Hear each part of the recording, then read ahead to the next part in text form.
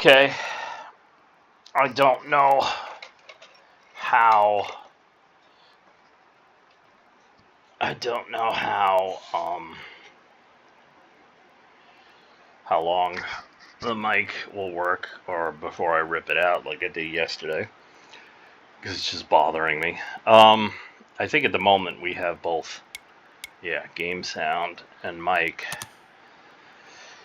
At least it's telling me that it's working.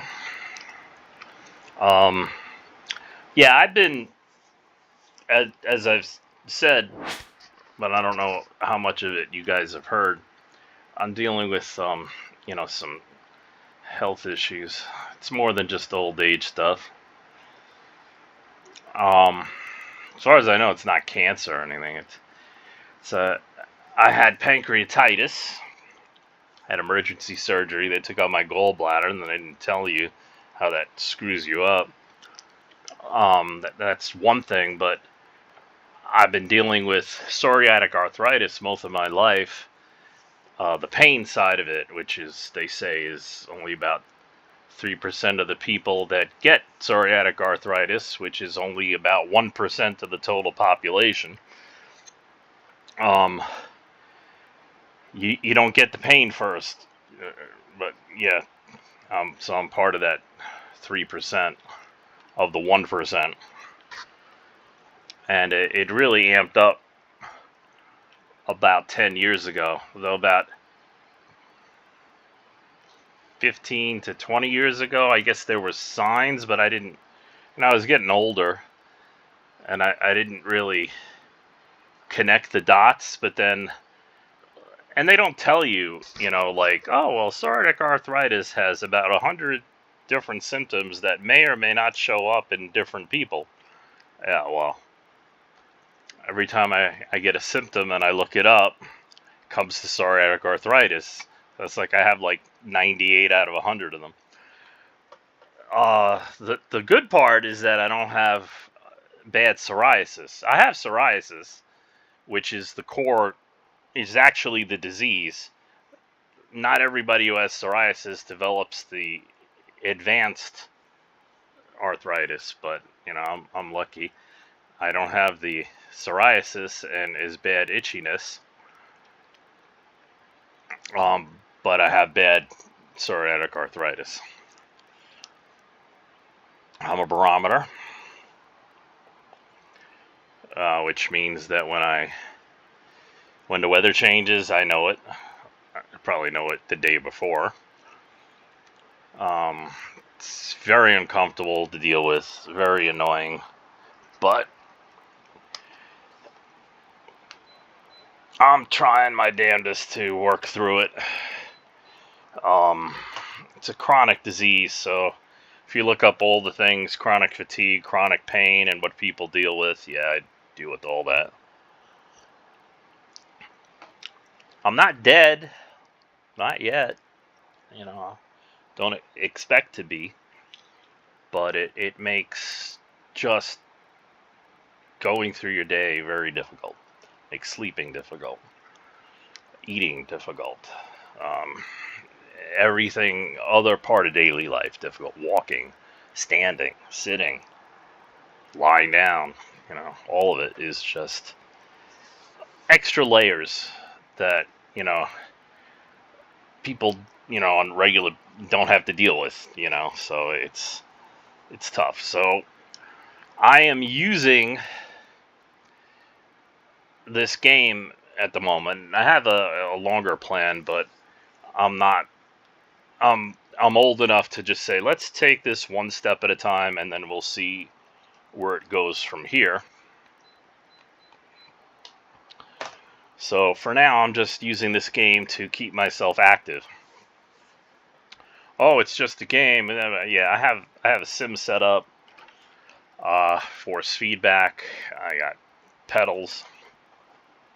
And for me, I love driving, and I had a couple of driving jobs over the years, and there's no difference for me pushing the pedals in this Logitech sim setup that I have than a real car. In fact, it's harder in some ways.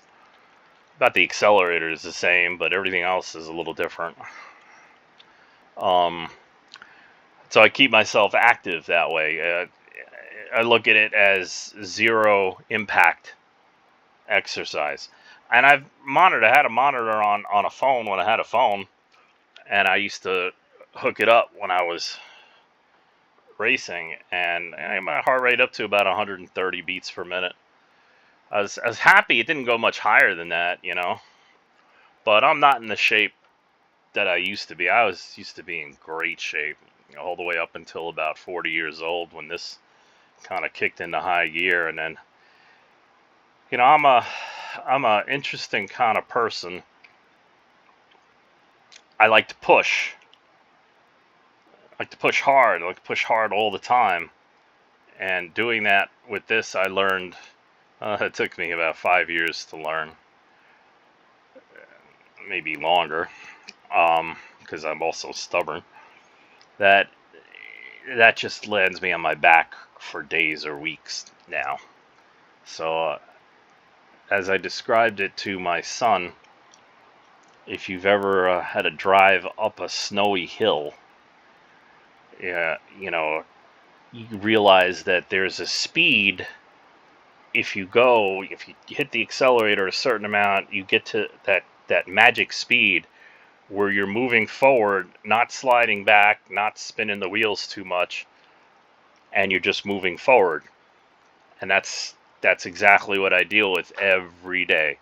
I have to make decisions like, can I do this now, or should I wait till I feel a little different, or let me get it over with now so I can, I can crash later, because you crash every day. You crash.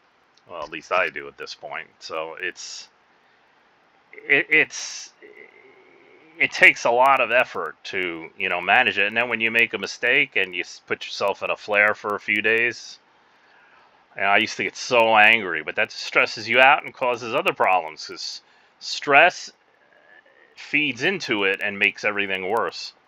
So I just gotta, like in racing, I just gotta pick that pace, even if it's not a winning pace or it's a losing pace. I just gotta pick a pace that I can manage and move forward the best I can. And this is probably about the most I've talked about it anywhere in a coherent way, because I've been struggling for a very, very long time, and I've just the last week I'm all on an upside down schedule. But when I do get up, I treat it as my morning, regardless, and I work from there. It took me a long time to get used to that too. I used to work nights and stuff, and I hate variable schedules, but I gotta do what I gotta do just to get through. At the moment, it is 4:53 a.m. East Coast time, so yeah, I'd much rather it be 4:53 p.m., but you got to take what you can get. So anyway, so that's my whole overall purpose to these things. I appreciate you watching, listening, tolerating, however you feel. I hope you can find something interesting. In the YouTube videos, I try to show you what my process is and how I arrive at or what I arrive.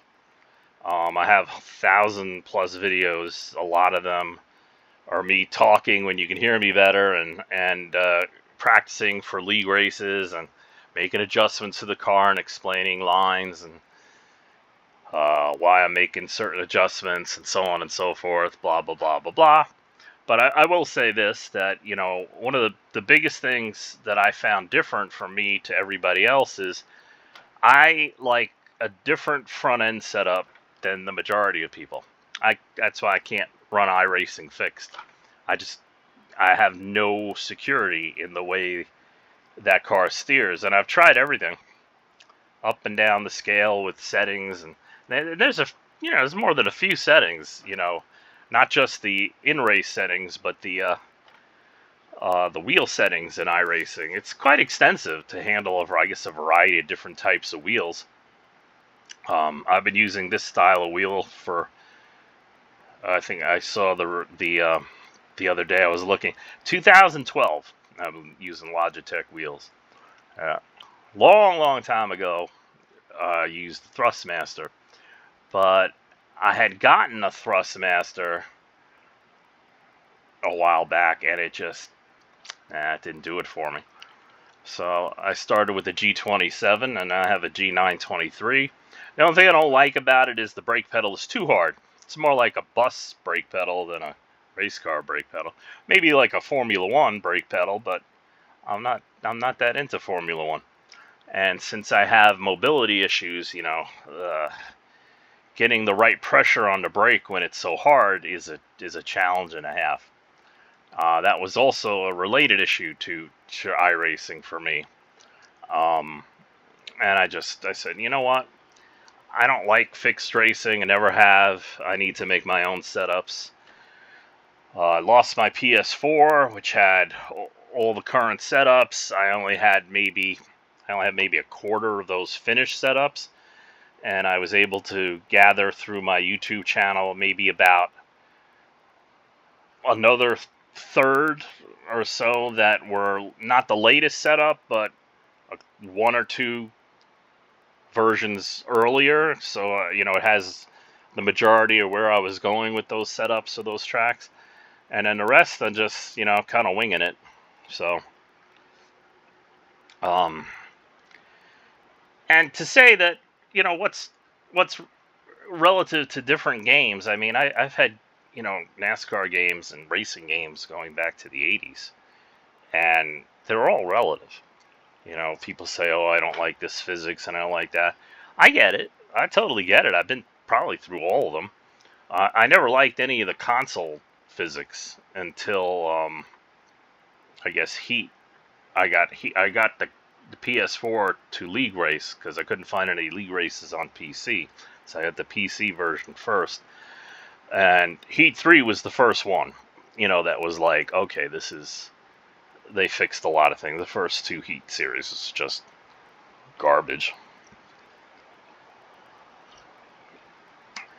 And then I looked at my old setups from NASCAR 13, 14, and 15, which are almost identical in setups. They pretty much were identical. And they were only cup cars, but that's okay. You got a baseline, right? So I took that and I threw them into Heat. And I was moving along, and then I met a group of guys, and they were among the fastest. They were in the Pro League at the time, they called it. And they're great guys. And they had a different philosophy. So I started building setups along those lines. And then after a couple of years of hitting a brick wall, I realized, I got to do my own thing.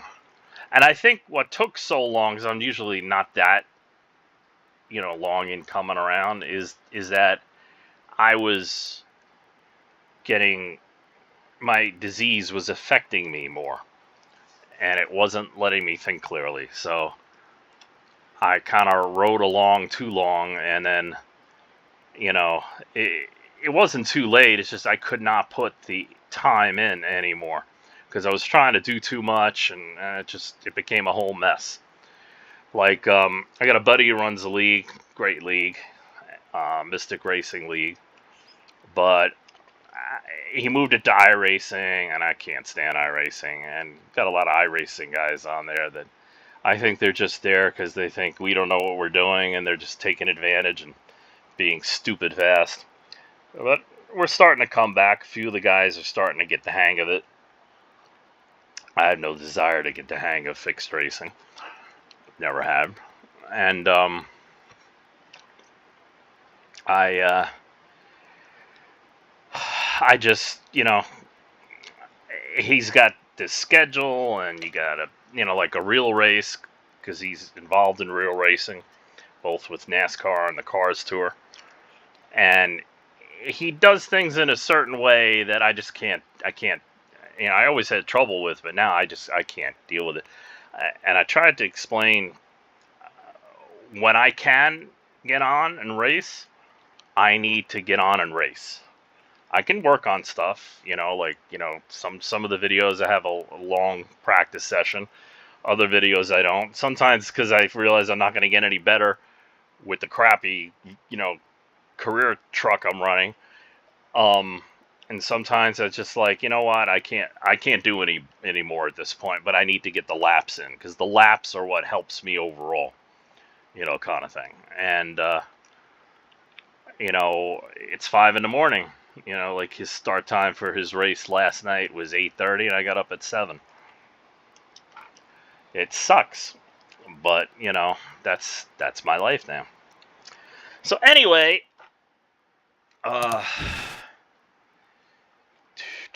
we got this road course, and I haven't decided if I'm going to run it, because I have to find the setup and work on it. I don't know if I'm in the mood to go through all that. I struggle at road courses, and with the way I'm feeling tonight, I had to do a lot earlier. I was gonna go through with it, but I think I'm just gonna simulate it. Now, I don't have a road course truck, right? So I can pick one of these other cars, right? But I want to pick the, and what it means is mismatches, regardless of what your settings are. Like, this is my best truck are the 95, 90, 90 right now, because I need like 30 grand to buy the next level in engine, which you should do. Get the engine first, and then the suspension, and then the aero. Trust me, that's the best way to do it.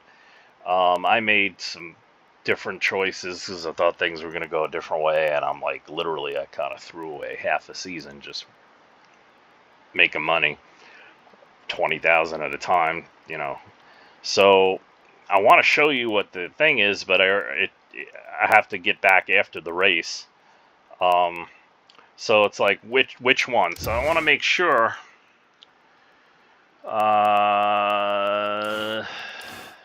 Here. Wait. Work plan. Here, upgrades. See, I need 270,000, and I got 259. A few spots better in all the races. Would have been good. But I wanna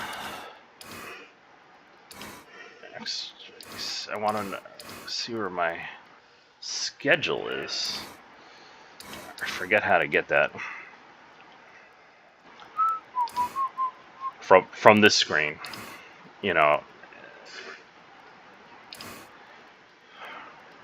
Okay. There it is. So we're going to a short track next, then a speedway, and then Talladega. Okay. So if we pick the finished one, do we have time to... Oh yeah, the short track will be the short track. So we can do that. I don't know. No, you know what? We're just going to do the crappy speedway, because we have a short track speedway and a super speedway. And we'll do this. It's only a 7 mismatch because the stats are so low. It's going to be just as crappy either way. Okay, we'll do that, and we will simulate this race. Now, there's things you can do I'm not interested in doing at the moment. You can actually get your best setup in there, and we got 20 grand now. Your best setup in there. Where did we finish? 29th? Yeah, probably could have finished in the 20s. I happen to like Canadian Tire. I'm not very good at road courses online in general. But Watkins Glen, real life Sonoma, and Canadian Tire would be my top 3. We had a dirt race.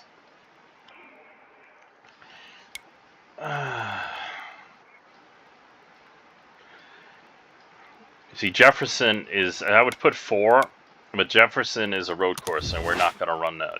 I cannot run a dirt road course. Just my brain explodes. So we got, again, no short track car, no road course car. We got to look. We got a long track, a short track, and a long track. So if we just do the crappy one.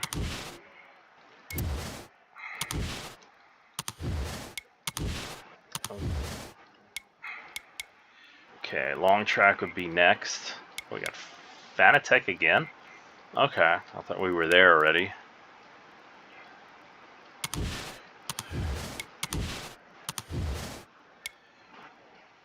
And we've got the short track next.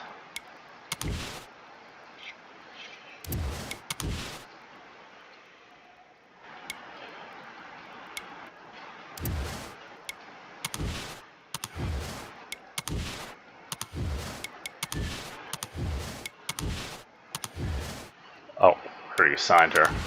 That's only one. Better to put her over there. Okay. So we will do that, and we will do the same thing here. We're going to go with this one because we're not going to drive it. We already had the money we need for the truck to upgrade the engine. I finished 14th. That's pretty impressive for a simulated race. If you get a really good, I don't think I have a setup in there. If you get a really good setup, you might finish in the top 5 if you're lucky. Has to be a really good setup though. Usually it's top 10 when you're not driving, which is not terrible, you know, but still, if you can run it faster than that, than a top 15, run the race. But I don't recommend running it with a car that's just like, you know, like I put in there. Ah, we have Bristol. We love Bristol. What a really good setup for Bristol. See, Bristol, I don't need the engine, but we need the engine. Because what do we got? Bristol, Las Vegas. We need the Las Vegas. It's a very big engine track, but it's also a very big aero and suspension track. But we got to start somewhere. And Talladega. Yeah, you need aero Talladega, but I'll tell you what, we got 100 engine, we might just win that race. So, 270, 283. So now I can upgrade. And then, let's see, for upgrades, so we need 135 per 400. 800. So we need to win some races. We need to win Talladega. Let's see, if we go up, it's 18. If we go to 95, it's only 9,000. So we got to start equalizing with the rest of the field. Okay, how are we going to do this? We gotta get that up. So we got Bristol's a short track. Bow. Down, down, down, down, down. Okay, let's do it this way, because we only need 5 engine.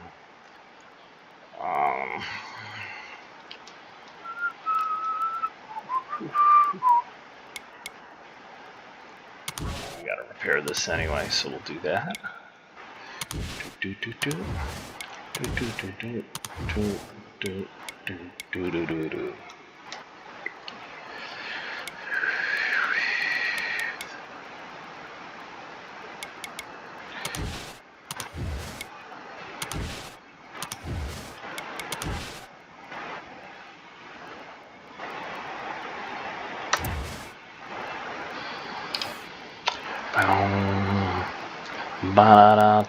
Down. We have 4,000. What can we get for 4,000?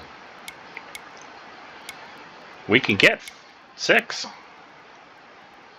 Look at that. Now $30 left over. What a bargain.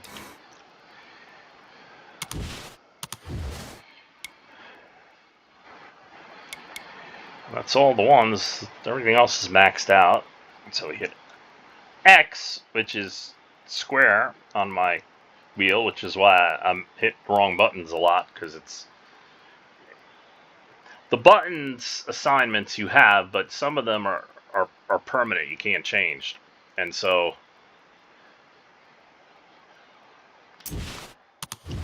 I keep hitting the wrong buttons, because like in the race it's one button, out of the race it's another button, and you can't change it on PC. On PS4, it just changed all of them, and it was very consistent. I just had to relearn one way of doing it. But on PC, it's like both ways. Okay, so we're going to Bristol. I think we won the last time we were at Bristol. Nope, we finished third because we had a crappy truck. We had less, I think we only had 90 engine power. And not 90, I think 80, I think we had 90, 85, and 85. So we should be better. Be nice if we could win this one too. You know, I'm probably going to probably take you through whatever practice, and then I'm just going to unplug for the race. Just feeling it that way. No offense. Okay. Now, one of the tricks I do is I up the gear when I have less engine power. Especially in trucks, gas is almost never a consideration because the races are shorter.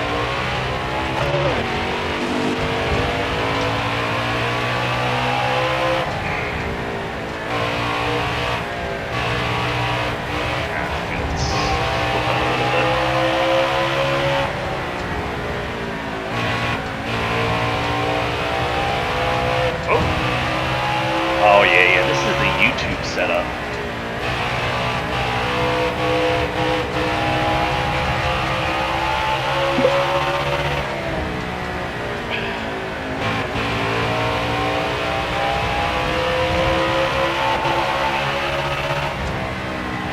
Fast, it's okay. Yeah, 16.2s.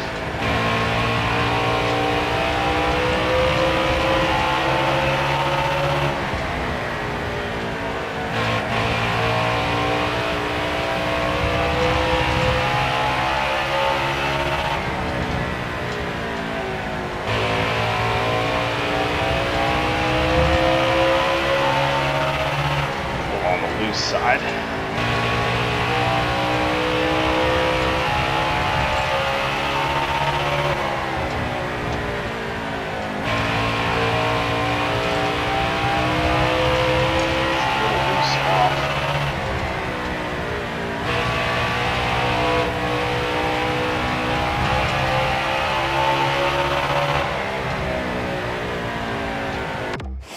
Now, the last time I believe I had a problem with the computer I use to store my setups, and I didn't have access to it. Let me see.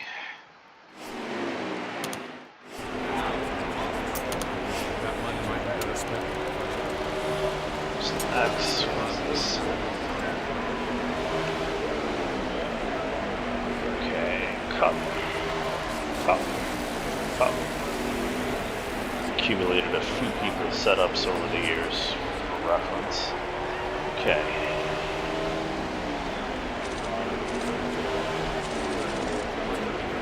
Awesome.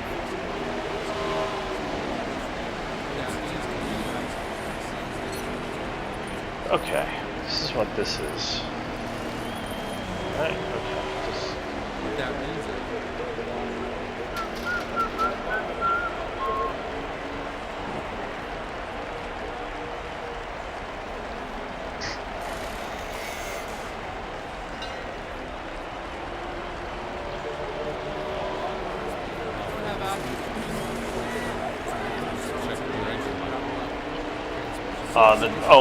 the thing I use, it's online. The Ultimate Racing Car Chassis Setup Guide and Tutorial. I've used that for 20 years. I almost exclusively use it for the shocks. until you figure it out, you don't realize how important shocks can be. And at some tracks, you realize how unimportant shocks can be. But for the most part, I'm looking for the last truck race here and see what my last changes were. Awesome. It's 526 on my YouTube channel. Playlist, Bristol.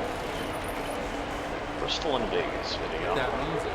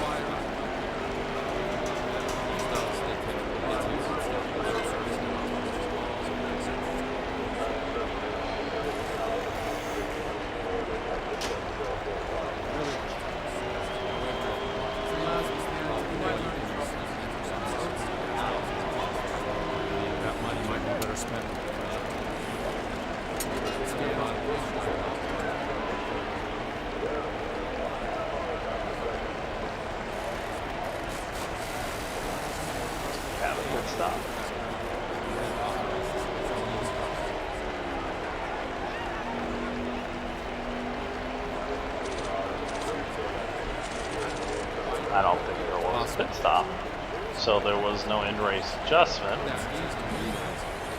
which sucks.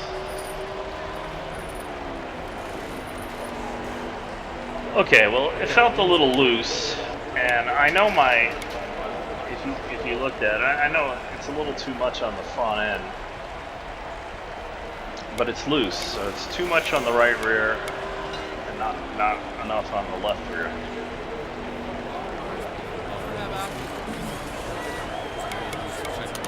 So do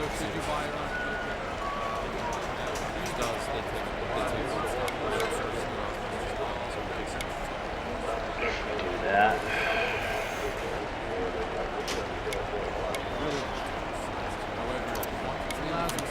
This is the weight. That'll put weight on the right front and the left rear. As you saw last race or race before, that equalized out the left side, which is a great thing. And then you get the setup working more with you than against you. Still might have a lot of work to do, but it helps. Okay, now right rear, higher rebound will loosen the chassis entering the corner. Won't hurt. Higher compression will loosen chassis accelerator, of course. I know that. I'm looking at for you guys. Because we did that.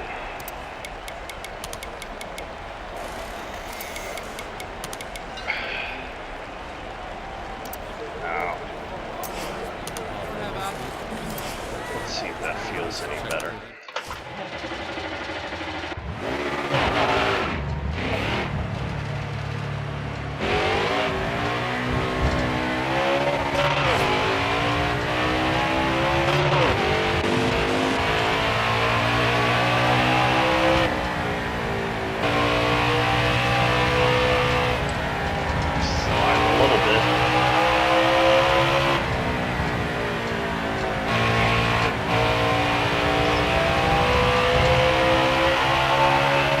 Setup I had, you get to about here, and then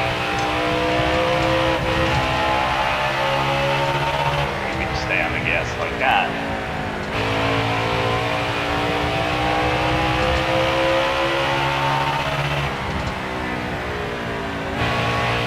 A little high, down on the bottom.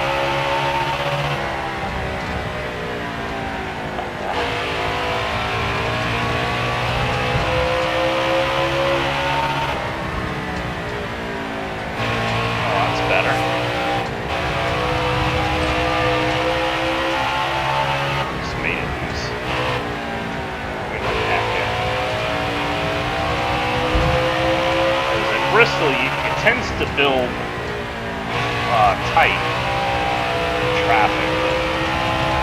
When we have stages on, we get a caution. Should be able to loosen it up if we need to. Look at that, 97 all around. Now, if you notice, I put wedge in it, but I added the shocks to loosen it up to counter the wedge. The wedge was for weight balance in the long run.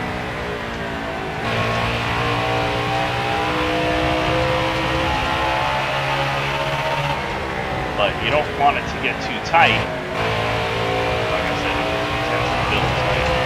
You have to bring two trucks on the track and whatnot.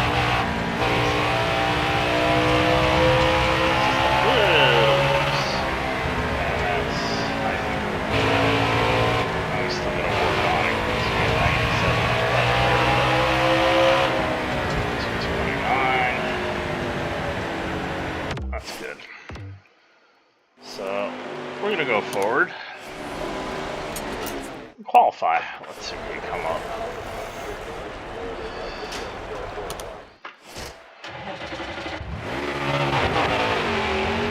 See if we have a shot at the pole. It was still 16.7 and we ran at 16.2. 16's got a second qualifying.